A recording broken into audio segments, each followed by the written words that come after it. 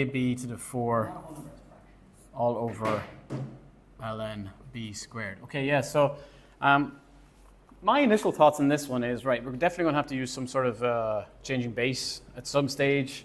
You're probably going to have to apply the log laws of adding and subtraction at some stage. After that, I really didn't have much of an idea. And it took me quite a long time to figure it out. Did you make it half log base 2/8? Okay, yeah, so we're just going to work with the left-hand side here and try and get it to equal this right-hand side at some stage. So I can definitely go log 2, well, okay, I'm running too fast here.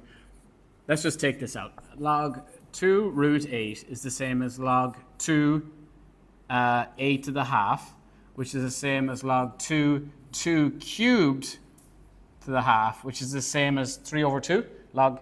Let's write that down. Log 2 3 over 2.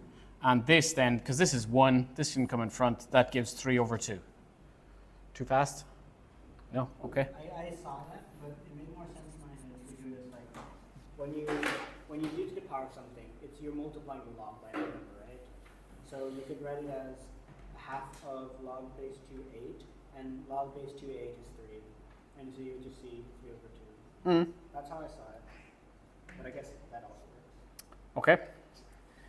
This one then I'm going to split up. I'm going to say this is plus log b root a plus log b root b. Because I can see that if I do this, this is going to be again a half, isn't it? Because the square root comes out. I've used the multiplication log law to add them, working backwards. So this is a half, because this would be b to the power of a half, same as this. So b to the power. So we got 3 over 2 plus log. Let's just leave this one for a second, and that is plus a half. Bring these two together, and we get 2. Okay.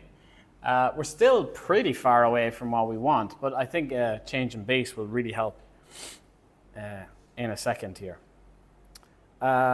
Let's actually, I left out this bit, let's change this to the power of a half as well. And then in the next line, I'll just write it in front, plus a half log BA. All right, now I am thinking change base. So I'm thinking, what base will I use? Well, obviously log base E, ln, would be where I would need to go for this.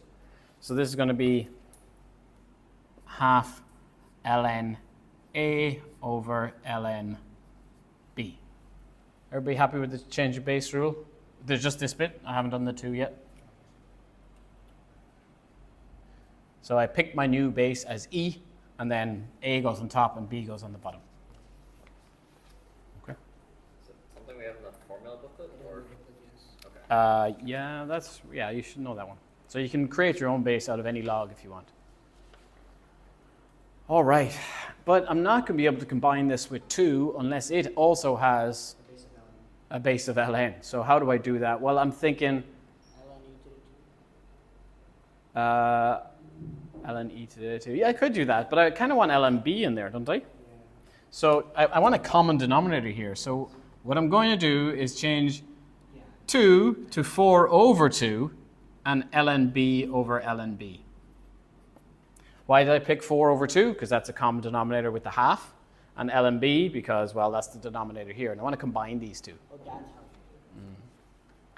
So we have a common denominator now, which means we can add the tops and write it over the common denominator of 2 ln b. And all the time I'm looking at what I need this to equal, and that's also working out nicely with my 2 ln b is ln b squared, isn't it?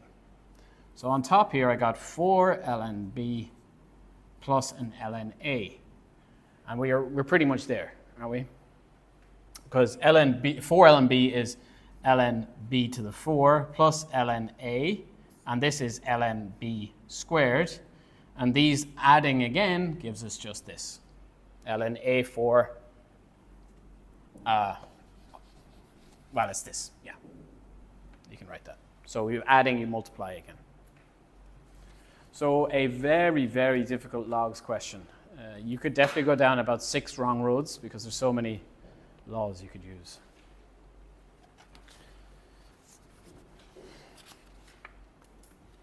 Okay.